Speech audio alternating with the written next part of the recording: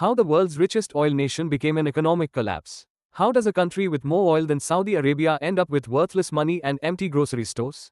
It sounds impossible, right? Well, that's the tragic story of Venezuela. With the world's largest proven oil reserves, it was once one of the most prosperous nations in Latin America.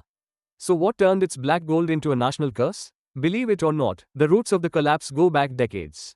When oil prices were sky high, President Hugo Chávez used the cash to fund huge social programs. But there was a catch. His government also started nationalizing key industries and, crucially, fired thousands of expert workers from the state-run oil company.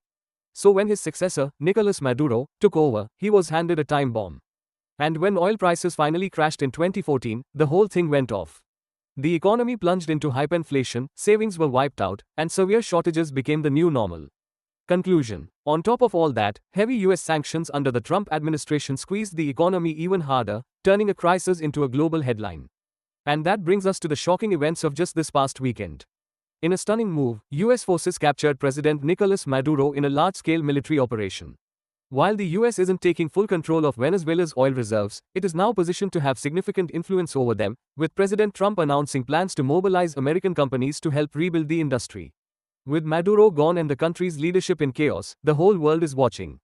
Can Venezuela finally break the cycle and rebuild from the ashes? So, what do you think is next for Venezuela? Is this the beginning of a new chapter, or just another turn in a tragic story?